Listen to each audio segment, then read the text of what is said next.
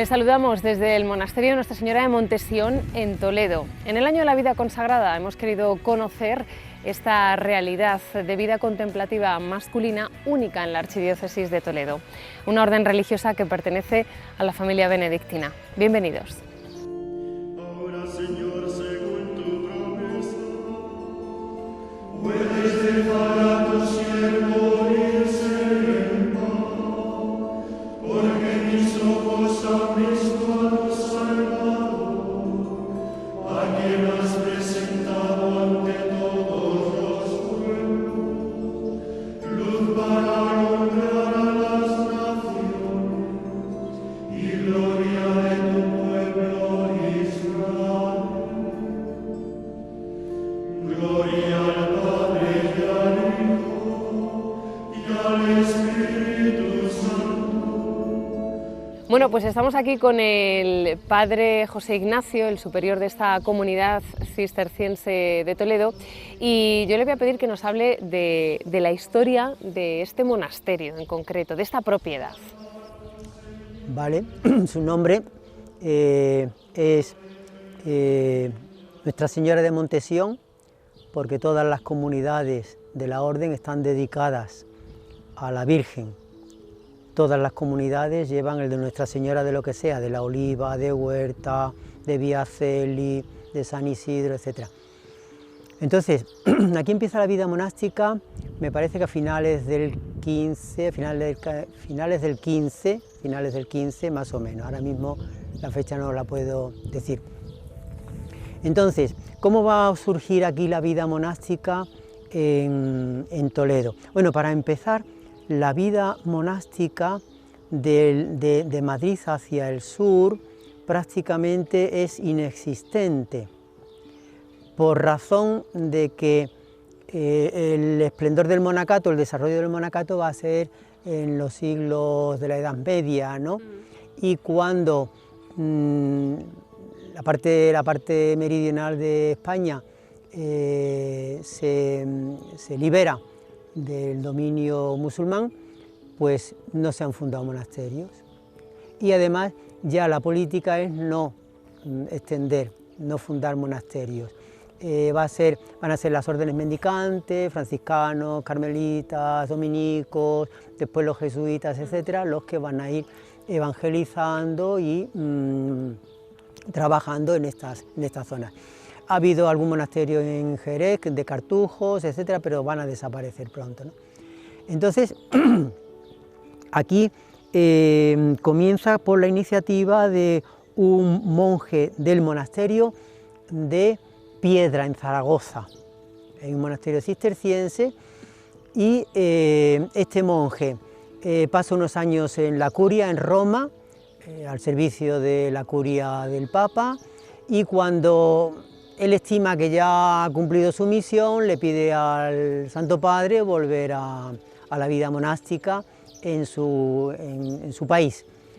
Pero no va a volver, en principio no va a volver a su monasterio de Piedra, va a pedir permiso y viene a la capital, a Toledo, a proponer pues como un proyecto de vitalización de la vida monástica. Bueno, la historia de la vida monástica es un poco irregular, un poco de arriba para abajo, ¿no? Como sí. Todo, como las mismas personas, los momentos más florecientes, más depresivos, etcétera, etcétera.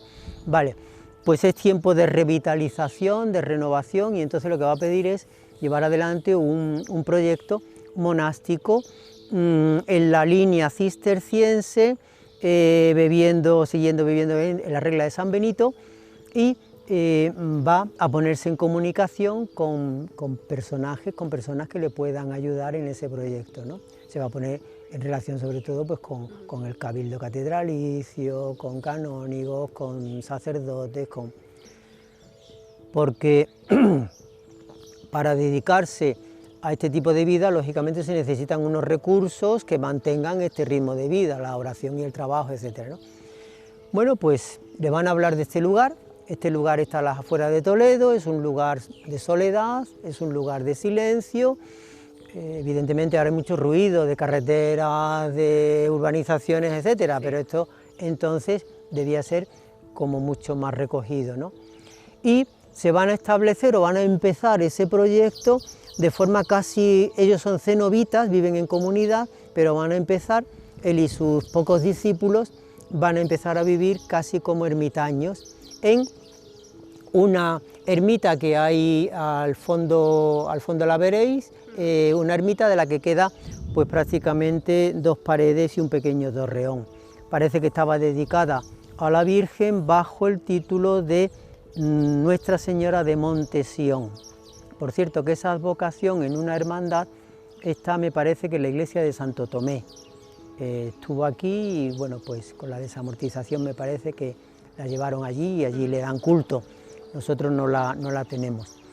Entonces, ahí van a empezar a vivir su vida, de hora et labora, viviendo de lo poco que pueden en su alrededor, y cuando empieza a fluir vocaciones, van a empezar a pensar en establecerse ya de forma más organizada, más estructurada, con arreglo a un estilo ya más comunitario, regular, ordenado, y van a empezar a construir las distintas dependencias, ¿no? Parece que hubo un edificio, unas edificaciones anteriores a las que vemos, que ya serían, pues yo calculo que del siglo XVI, XVII serían estas construcciones, ¿no? de estilo más toledano. En medio levantan un claustro y en torno a ese claustro es donde viven su vida monástica. Entonces siglo XV, siglo XVI, siglo XVII, siglo XVIII y llegamos al siglo XIX. Ellos van adquiriendo propiedades que las van trabajando y de su trabajo pues, y de sus rentas pues, van viviendo y organizando la comunidad. En el siglo XIX, en 1835, con la política desamortizadora de Mendizábal, pues ocurre lo que ocurre en el resto de la vida monástica en España, ¿no? Van a suprimir las comunidades monásticas, los miembros de las comunidades, los que son sacerdotes, los van a exigir o que se incorporen a la vida diocesana o que entren en otras comunidades, etc. Y los laicos, los que son hermanos laicos, hermanos conversos, pues esos se buscarán un trabajo, volverán a su familia y bueno, pues vivirán como buenamente puedan. Expulsan a la comunidad y se hacen con el patrimonio de la comunidad.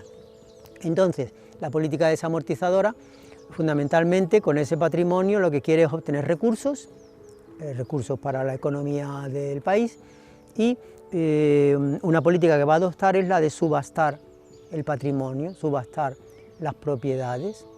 Se subasta el edificio, se subastan las propiedades y bueno, pues ese dinero. Tuvieron suerte las que estaban en unos lugares bastante accesibles. Otros monasterios se arruinaron porque como estaban en lugares muy deshabitados, al no tener nadie que los cuidara, pues se terminaron hundiéndose. Eso fue realmente para el arte y la historia fue una desgracia, ¿no? Este estaba cerca de Toledo y lo adquieren unos particulares y lo van a convertir pues, en una residencia familiar, en una residencia particular. ¿Qué pasó con la desamortización de Mendizábal? Que lo que podía haber sido una política, iba a decir que un poco puntera para una reforma agraria en el siglo XIX, pues al final lo que se limitó en muchos casos es a obtener dinero para la hacienda y bueno, pues emplearlo en las distintas necesidades del país. Entonces, ¿quién en una subasta puede pujar? Pues el que tiene más recursos, más dinero. Entonces, ¿qué pasa? Que la mayor parte de estos recursos pasaron a gente que ya tenía muchos recursos y esto lo convirtieron pues, en una especie de casa solariega, de palacio, incluso hay algunos que todavía le llaman a esto el Palacio de San Bernardo, palacio. Marqueses, condes, gente de dinero pues ha ido vendiendo o transmitiendo. La última familia, los últimos propietarios, después de la guerra civil, tiene la posibilidad de comprar a la anterior propietaria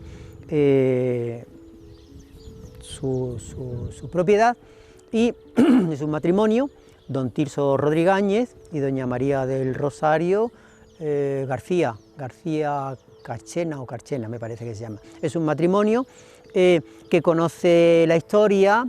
Bueno, la finca la tiene de punta en blanco de trabajada, es una finca modelo dentro de la zona, de esta zona, incluso más allá de Toledo. Conocen, no tienen hijos, y entonces un pensamiento de ellos es devolver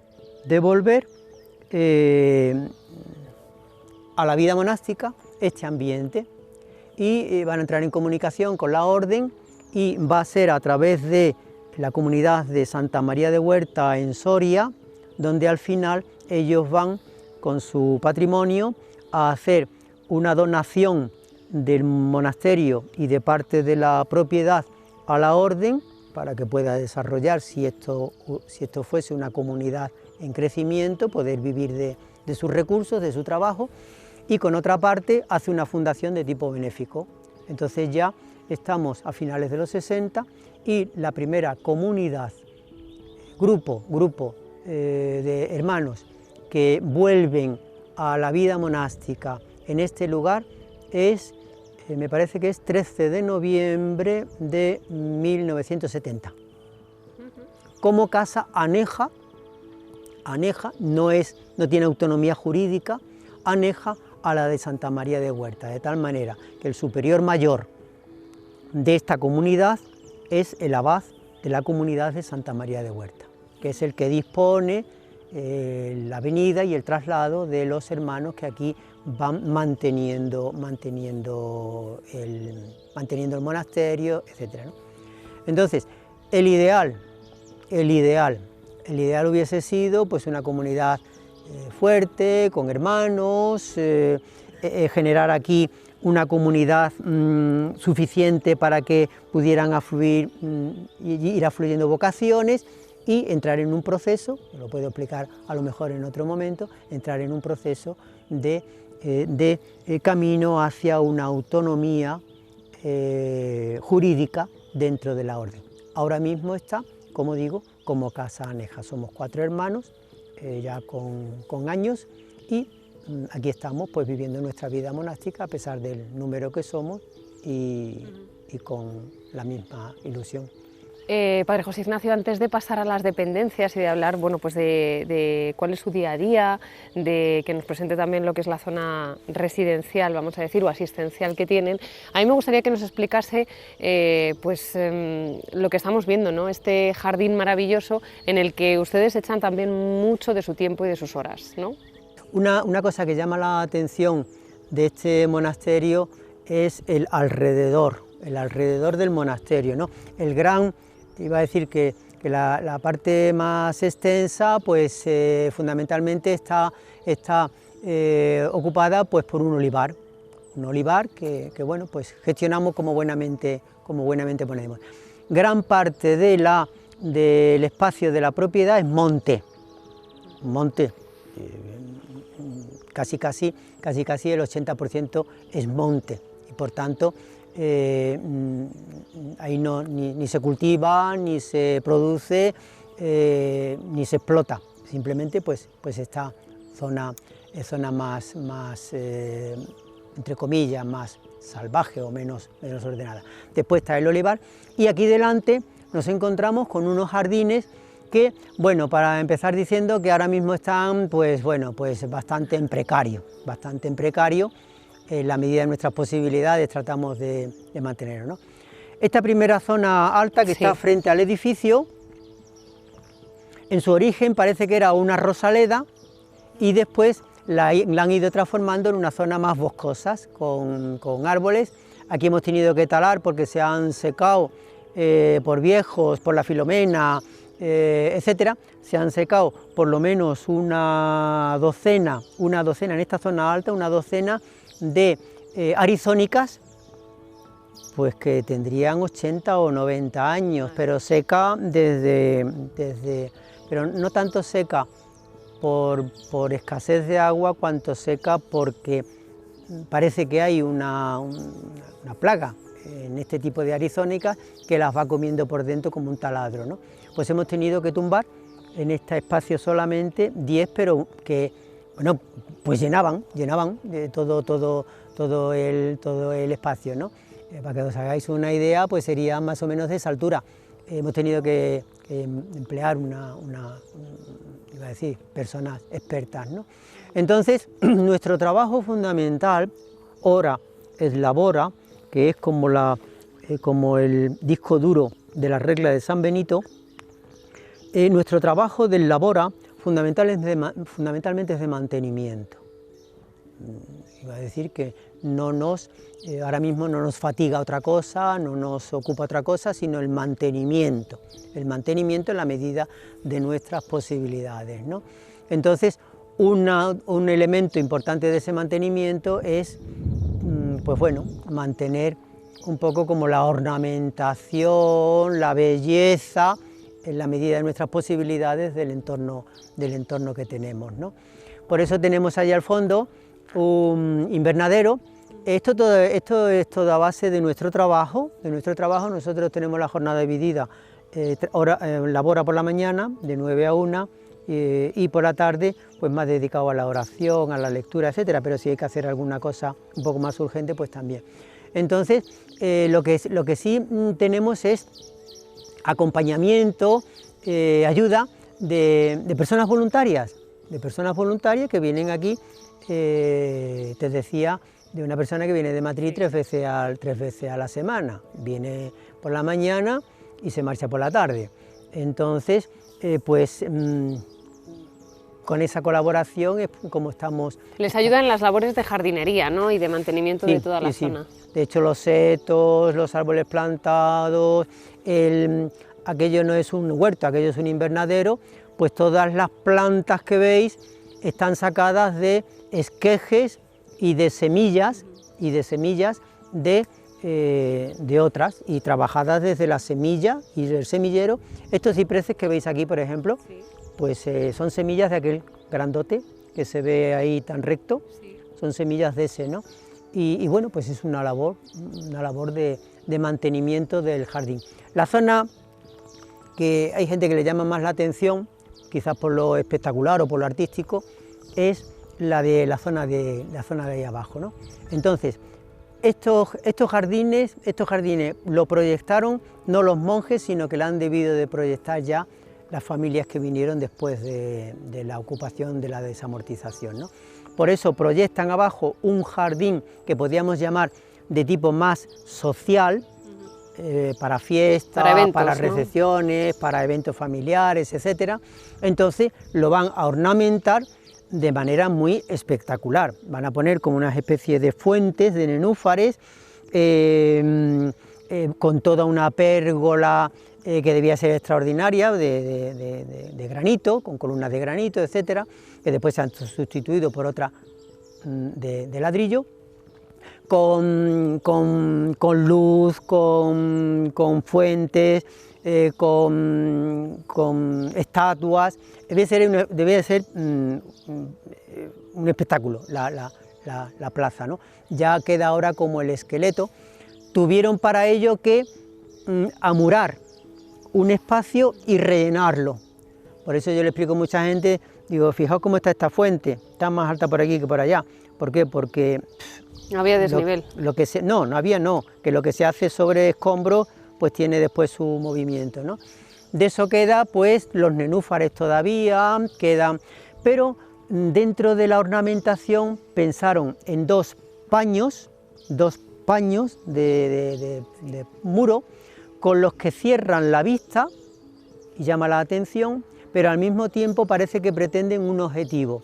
Son dos paños de cerámica inmensos, grandes, dos centrales, uno dedicado al puente de San Martín y el otro dedicado al puente de Alcántara, que son dos puentes muy emblemáticos de Toledo, con otros dos paños de azulejos más pequeños, uno dedicado a dos puertas famosas de Toledo, Bisagra y la Puerta del Sol, y los otros dos paños dedicados a dos calles de Toledo con dos fondos de iglesia.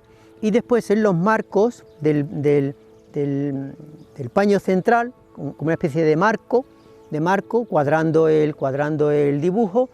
En uno han puesto a personajes de la política importante, entre ellas de Toledo, al emperador Carlos I, a su mujer Isabel de Portugal, y los que aparecen es posible que sean Juana, la de Castilla, y Felipe, los padres del emperador. Y en el otro han puesto a 4 literatos, Lope de Vega, Quevedo, Cervantes, y el otro me parece que no debe ser Cardelón, como cuatro enmarcando, ¿no?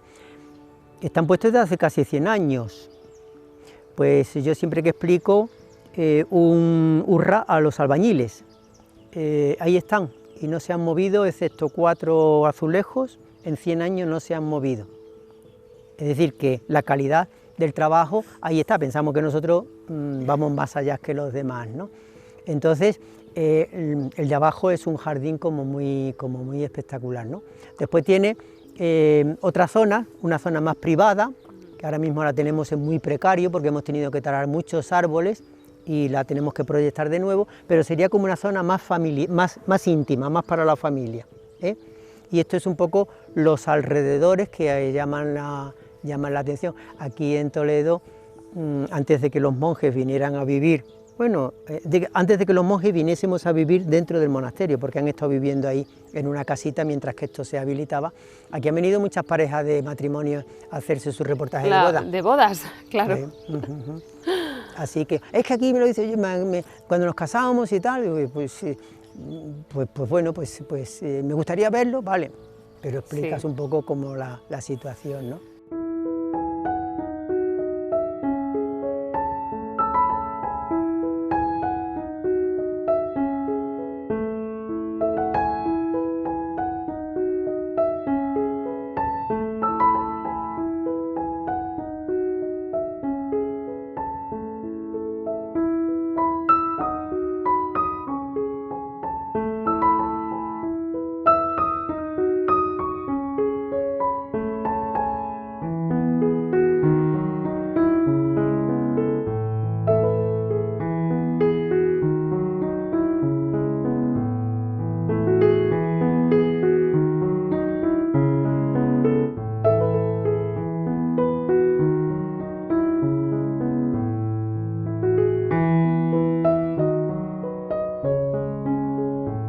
Padre José Ignacio, estamos aquí en este sitio donde ustedes celebran la liturgia de las horas, el resto de la comunidad. Háblenos de la importancia para ustedes en su día a día de la liturgia de las horas y sobre todo es inevitable pues, no hablar de la regla de San Benito, pues, que ustedes asumen y viven, ese ora et labora, cómo lo llevan a la práctica. Cuéntenos. Sí, nuestra experiencia monástica se cimenta en el ritmo monástico que elabora, que vive Benito de Nursia, San Benito, allá por el siglo VI. Se va a convertir él con su regla, que va a ser la que va a tener en Europa más desarrollo, pues en el patriarca de la vida monástica de la Europa occidental, ¿no? Y de hecho, pues es la regla madre, sobre todo de 2 experiencias que viven o de dos familias que están viviendo fundamentalmente de esa regla, que son las conocidas como la familia benedictina y la familia cisterciense, ¿no? Cister va a aparecer en 1098, finales del siglo XI, y no como una especie de restauración, de tratar de volver a la regla en su pureza, en su rectitud, purificándola de adhesivo o adherencia que se habían ido introduciendo, buscando una mayor experiencia de soledad, de silencio, de fraternidad y sobre todo de vivir de su propio trabajo. Entonces las 2 columnas de la regla de San Benito y como su lema son el ora et labora. Ahí fuera nos hemos movido un poco en ese labora, que ya hemos dicho que en este monasterio sobre todo es el mantenimiento de una propiedad que tenemos que cuidar.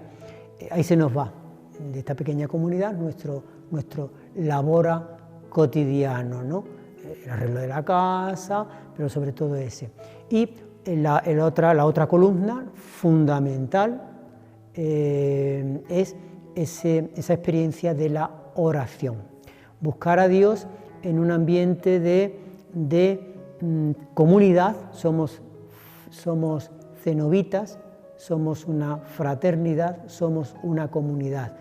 Y por tanto toda nuestra vida discurre en ese ambiente comunitario.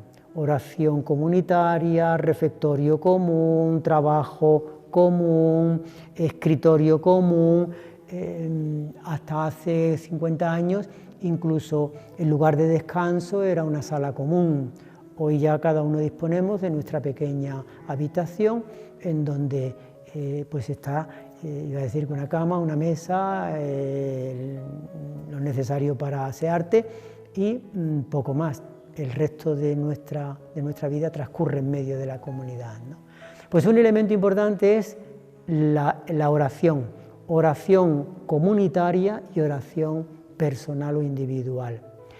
Bien, la oración comunitaria tiene un peso grande, peso de darle densidad a la vida monástica cenobítica.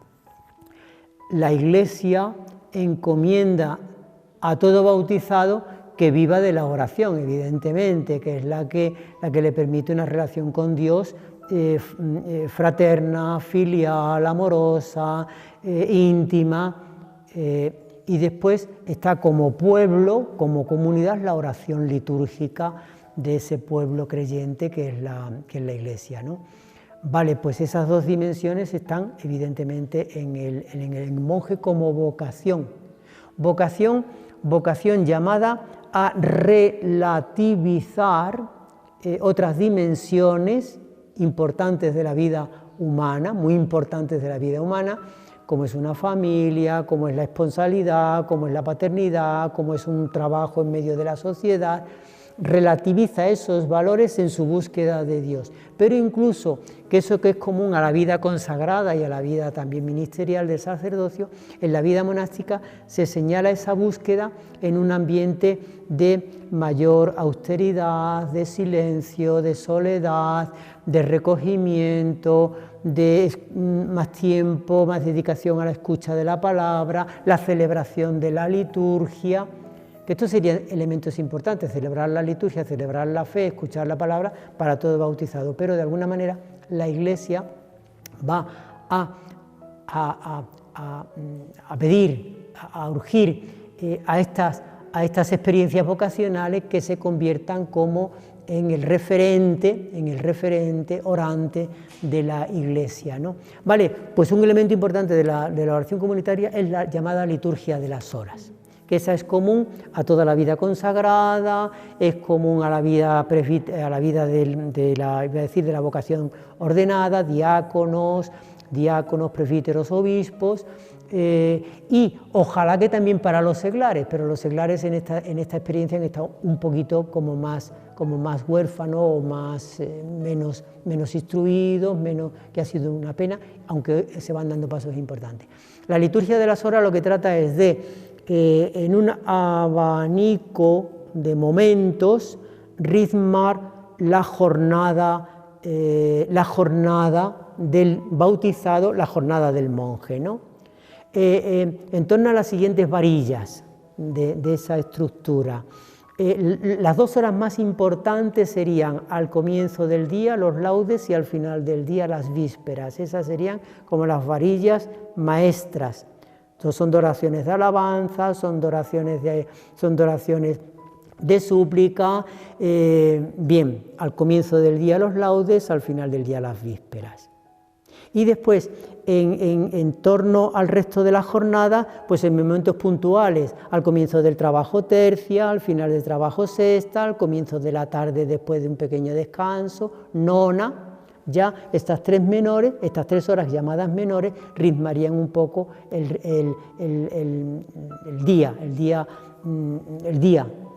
Y después queda otras 2 horas, que, por ejemplo, la experiencia del ministerio ordenado queda como liturgia de las horas, como liturgia de las horas, no, ¿cómo se llama? El rezo del oficio de lectura, el rezo del oficio de lectura, que el sacerdote, el diácono la pueden realizar en cualquier momento del día, y el final de la jornada, que sería las completas, antes de descansar, ¿no? Bien, pues los monjes, en torno a este abanico, le han querido dar fuerza a estos momentos también, ¿no? Nuestro oficio, si podemos, es cantado, todo cantado, hasta las horas menores, si podemos. Nosotros estamos aquí 3 y lo hacemos, excepto las vigilias. Pero la vida monástica, la tradición de la vida monástica, ha habido un momento muy importante para el monje, que es la noche, ¿no? Con su debido descanso, pero ahí ha estado, iba a decir, profundizando, construyendo, dándole vida a un momento de oración comunitaria, que son los llamados maitines, las llamadas vigilias, etcétera, ¿no? Que se le pide al monje que siempre lo haga de noche, al igual que el presbítero he dicho que lo puede rezar a mediodía, la liturgia de ese oficio de lectura. El monje siempre debe hacerlo de noche, de tal manera que nosotros, en nuestra tradición monástica, ni siquiera en verano, lo hacemos cuando ya está amaneciendo, ¿no? Para eso empezamos nuestra jornada monástica a las 5 de la mañana, con el oficio de vigilia, que es un oficio que gira en torno a la recitación comunitaria de salmos y a la escucha de la palabra, de la Sagrada Escritura, o de comentarios hechos a lo largo de la tradición de la Iglesia de esos textos que se leen, ¿no?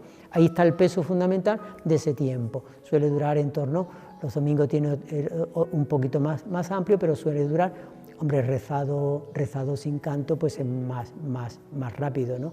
Pero en torno a la media hora larga, si es cantado, en torno a los 3/4 de hora, y los domingos puede ser 1 hora y pico, ¿no? Bueno, esto es común a toda la vida monástica, Y después los laudes y las vísperas, pues son, decía, 2 oraciones importantes, en donde la salmodia, la salmodia, los textos de la palabra de Dios, y sobre todo la oración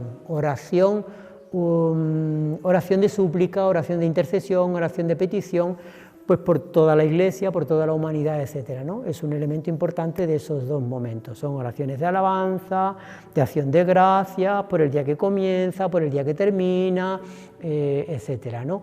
La importancia que tiene de la luz que amanece, la resurrección, la vida, la luz que atardece, lo que esperamos, esa dimensión de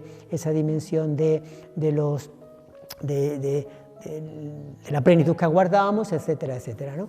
Y las completas, las horas menores, pues nos ayudan a preparar nuestro trabajo, a dar gracias por nuestro trabajo y a empezar nuestro trabajo por la tarde, ¿no? Son horas menores que vienen a durar 10 minutos. Y las completas, pues recogen el día. Es una oración de recoger el día, de ponernos abandonados en las manos del Señor, de también dar gracias. Y esa es como la finalidad. En nuestra tradición cisterciense, después de cada hora litúrgica, terminamos con una antífona mariana, porque María es la patrona de la orden en la advocación de la Asunción. El 15 de agosto celebramos a María, a la Virgen, como patrona de la orden en ese misterio de su Asunción, que es la vocación de todo monje, seguirla en esa plenitud y hacia la plenitud, ¿no? Y después de las completas, al final de las completas, hay en la tradición cisterciense un famoso canto, se ha hecho famoso a lo largo de la historia, algunos dicen que sí lo compuso San Bernardo, que es la Salve la salve cantada en todos los monasterios al final de las completas. Ese sería el ritmo. Somos oración de la Iglesia, con la Iglesia, no somos oración de la Iglesia, sino somos oración de la Iglesia, no para que los del resto no oren, sino unidos y como profesión. ¿Usted a qué se dedican? Sería ese término de profesión como oficio divino le llamamos.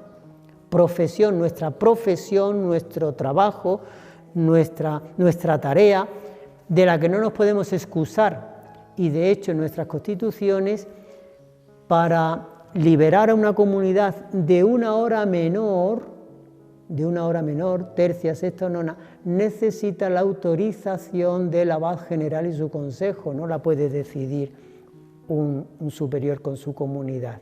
Excepcionalmente sí, en un caso excepcional evidentemente que sí, pero por razón de trabajo, por razón de precariedad de los hermanos, etc., el permiso tiene que venir desde la autoridad suprema, ¿no? Luego es una responsabilidad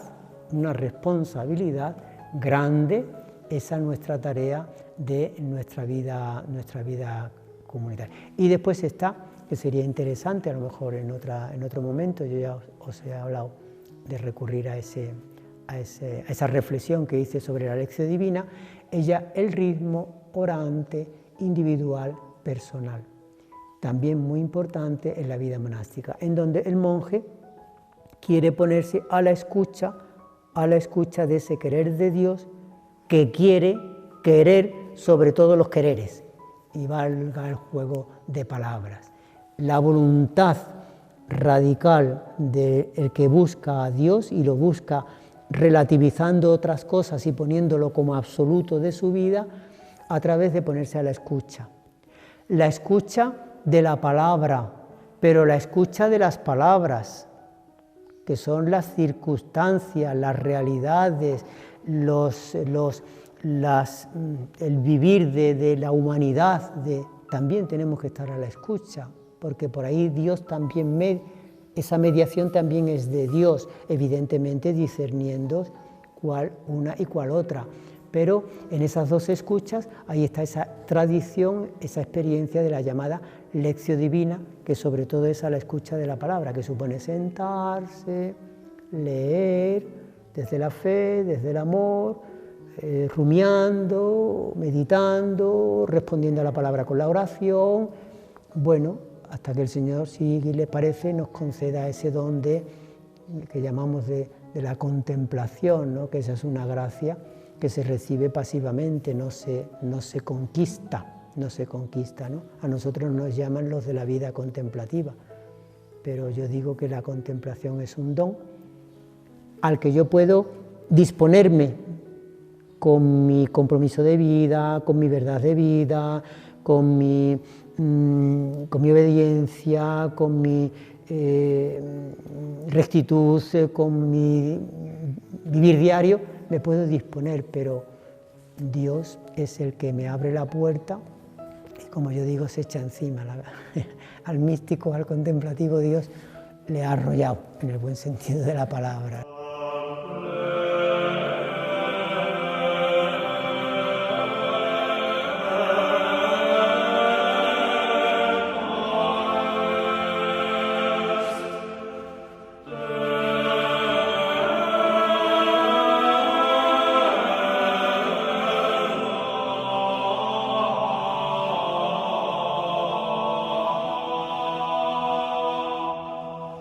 Bueno, Padre José Ignacio, estamos en la iglesia de este monasterio. Hábleme de cuándo pues abre sus puertas para compartir la Eucaristía con otras personas que también vienen con seglares, de los que antes también nos hablaba. Cuéntenos. Bueno, un elemento importante de la vida monástica, de la tradición benedictina, es la acogida. Normalmente se ha hecho en dos espacios, el de la liturgia y el de las hospederías. Nosotros aquí ahora no disponemos de hospedería, la tenemos cerrada, pero sí la acogida que sería como nuestra pastoral o nuestra participación de alguna manera en una acogida pastoral, ¿no? La más seguida, la que tiene más seguimiento, es la Eucaristía dominical a las 11:30 y los días de solemnidad de precepto y de descanso laboral, que está la iglesia abierta y celebra, la pequeña comunidad celebra aquí. Y después el otro elemento importante es el acompañamiento de personas que quieren en su vida espiritual, en su andadura espiritual, pues un seguimiento, un acompañamiento, consejo, confesión, bueno, pues eso también, ¿no? Esa disposición está, en la medida de nuestras posibilidades, también está. Y la posibilidad ahora mismo es muy escasa, pero el abrir nuestra puerta también, si alguien quiere participar en la hora litúrgica más posible, que son las vísperas de los días de diario y las vísperas de los domingos. A las 7 menos cuarto suele durar media hora. Los domingos tenemos un ratito de exposición con el Santísimo que suele durar hasta las 8 menos 25, 8 menos 20. Bien, la puerta está abierta, viene alguien, se la encuentra cerrada, llama del timbre y se le abre y comparte con nosotros la oración, ¿no? Pero estos encuentros son un poquito más complicados para la gente, ¿no? Los horarios, también el entrar en esa dinámica de oración, no todo el mundo está acostumbrado. Exactamente, y un poco más complicadillo, ¿no? Esa es nuestra... Antes teníamos la hospedería en donde acogíamos a personas que querían venir a estar unos días tranquilos, en oración, en un ambiente de silencio, de descanso, de participar con nosotros en la liturgia, o simplemente, como me encontraba yo en alguna persona, que lo que quería era estar tranquilo y descansar. Venía del ruido, de la velocidad, del estrés. Vale, pues también lo recibíamos. Pero normalmente la gente venía a seguir el ritmo monástico nuestro, ¿no? Y había incluso personas que se levantaban a las 5 menos cuarto para estar desde las vigilias hasta las completas, ¿no? Pero ahora estamos en ese momento. Se puso junto a mí lo libraré, lo protegeré porque conoce mi nombre, me invocará y lo escucharé, con él estaré en la tribulación, lo defenderé, lo glorificaré. Padre José Ignacio, hábleme de ese ámbito o esa función asistencial que tiene este monasterio, de la cual usted dice que es la razón de ser actual de este monasterio ahora aquí en Toledo. Cuéntenos. Sí. He dicho que un deseo de la orden hubiese sido que esto hubiese caminado como hacia una autonomía jurídica, ¿no? Os decía antes que es una casa aneja, pertenecemos a Santa María de Huerta, y la razón fundamental ahora de este conjunto, de este ámbito monástico, es el servicio que está prestando a la orden en España, porque en él se ha construido un espacio para acoger a hermanos, hermanas mayores. Somos una única orden con 2 ramas, mayores de monasterios que han tenido que cerrarse por falta de vocaciones, por envejecimiento, y también a hermanos o hermanas que por razón de la edad, por razón de su precariedad, en las comunidades ya no los pueden atender.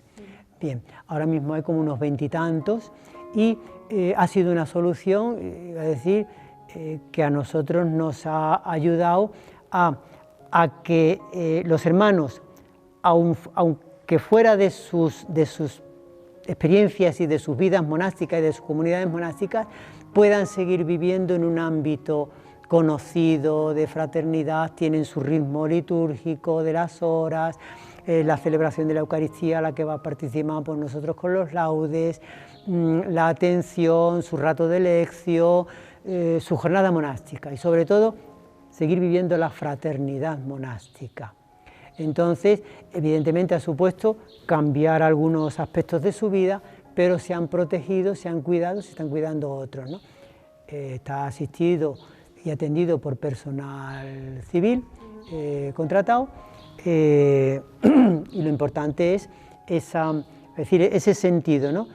Conocemos de experiencia en donde esto no ha sido fácil en otras órdenes y incluso algunos han pretendido solucionarlo, como mejor han podido, con residencias civiles, que quieras que no, están atendidos, pero están completamente desgajados de su historia, ¿no? Por eso digo que ahora mismo la función fundamental que está prestando este monasterio a la orden es ese ámbito de asistencia, lo llamamos monasterio asistencial, para mayores de nuestra familia cisterciense. Ese es ¿Cuántas personas hay? Pues no te sé decir, pero calculo que 20 andará, me han aumentado algunos 20 y tanto, en torno a 25 por ahí, me parece que hay. Hay alguna persona, pues a lo mejor un poco más dinámica, de 70 y tantos años y tal, pero que está al cuidado, llevando, sobre todo en momentos de la liturgia o en momentos de tiempo de tenerlas no distraídas, sino activas, con pequeños trabajillos, con pequeñas dinámicas, y bueno, pues eso las mantiene. Ya de todas maneras, por aquí han pasado ya, en el cementerio ya hay dos hermanas y un hermano que ya han estado aquí viviendo, porque esto empieza en el 2013. En 2013 es cuando se termina la edificación de la parte que se construyó, con aportación de todos los monasterios que lo quisieron, y bueno, pues aquí viven. Llega el momento, Padre José Ignacio, en el que le tengo que preguntar por su vocación personal. ¿Por qué usted decide entregar su vida a Dios, concretamente aquí en el Cister? ¿Por qué monje cisterciense? Sí. Mi vocación de seguimiento al Señor aparece a finales de la carrera universitaria, 20, 21, 22 años, en donde la inquietud que hay en el corazón pues es consagrarme de por vida a ese absoluto, que para mí es el absoluto, relativizando, decía antes, pues otras realidades importantes de la vida humana, ¿no? Entonces yo estoy en contacto con una comunidad de vida apostólica, la Congregación de la Misión, conocidos como los Paules, y ahí ingreso con 23 años para 24. Yo ya, entonces era vocación tardía, con 24 años era vocación tardía. Por aquel entonces. ¿Dónde hemos caminado hasta ahora? Sí. Vale. Entonces, después de hacer el seminario, el noviciado en Ávila, yo hago los estudios de filosofía y teología en la Facultad de Burgos, y en el año 80, después de hacer la profesión, los votos perpetuos en el 78, en el año 80, yo recibo la ordenación sacerdotal y entro en la dinámica de la pastoral de la orden, ¿no? He estado 10 años en un colegio, también siendo animador de un grupo de apostólicos, de seminaristas menores. Pasado ese tiempo de 10 años, yo pido pasar a una vida apostólica más parroquial, y estoy en Granada 4 años. De ahí paso a ser formador de los que van entrando en los postulantados y noviciados de nuestra provincia. Soy maestro de postulante, maestro o director del seminario interno, así llamamos al noviciado. Pero son años en que yo sigo planteándome, interrogándome sobre inquietudes que afloran ahí en el corazón. Pues una vida más simple, que no es más simplona, con menos complicaciones, una vida más austera, una vida más recogida, una vida de mayor soledad, de silencio, ¿vale? Estas características propias de la vida comunitaria. Y además una vida comunitaria pues iba a decir que muy rozadera en el buen sentido de la palabra, ¿no? Que es nuestra vida monástica cisterciense, en donde todo es comunitario, excepto el rato de descanso, que cada uno nos vamos a nuestra propia habitación o nuestra propia celda. El resto, todo, prácticamente todo lo vivimos en común. En silencio, el silencio nos ayuda a encontrar la soledad en medio de la comunidad. Por eso el silencio es un elemento clave en nuestra vida comunitaria para esa búsqueda en la soledad al Dios que vamos buscando como absoluto, ¿no? Vale, pues entonces son 46 años cuando yo entro en esta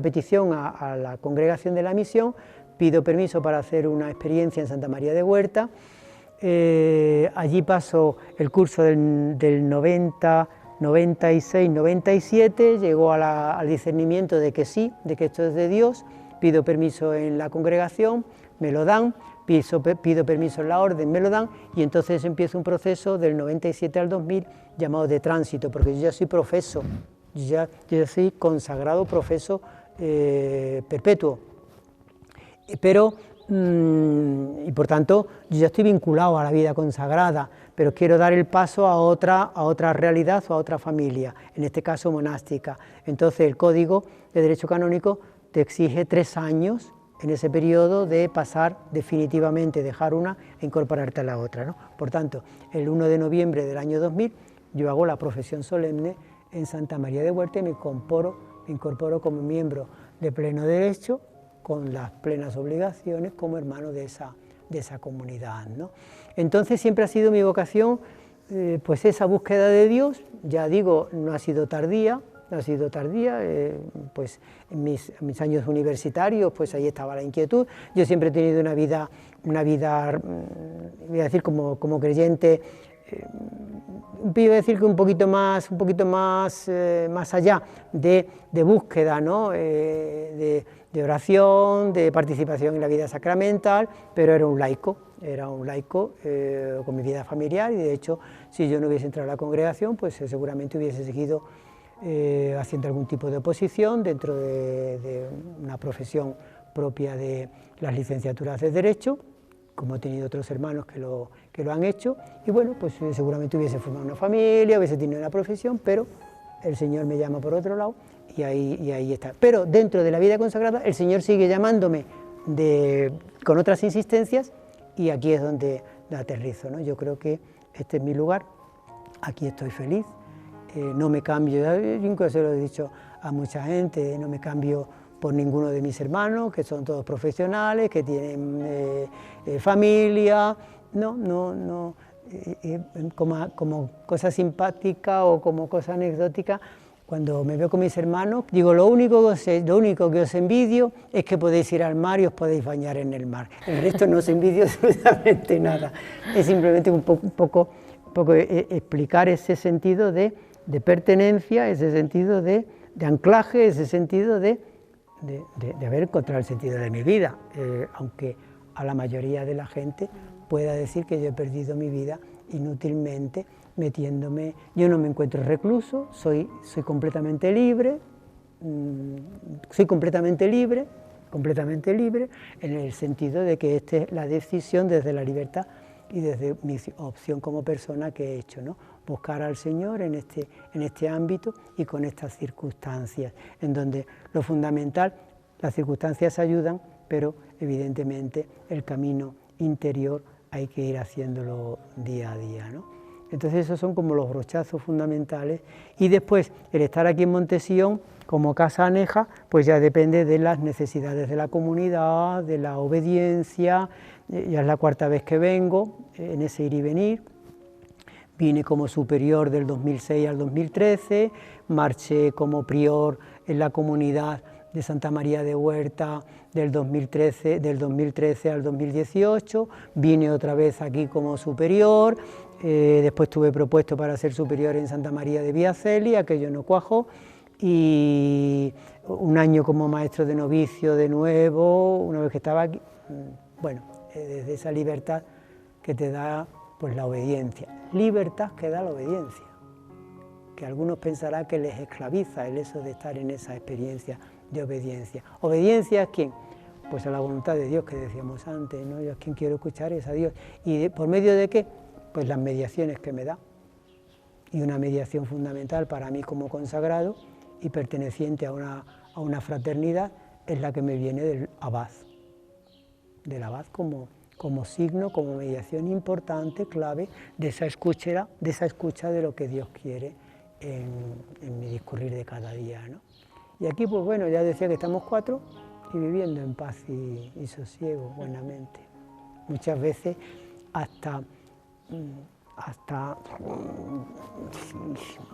ocupaciones y preocupaciones y llamadas y como diciendo, yo todavía quisiera tener una experiencia de mucho más soledad, de mucho más silencio, de mucho más recogimiento, de mucho más austeridad. Son todavía inquietudes que el Señor nos pone en el corazón, pero bueno. Muchas gracias. Muy bien, a vosotros.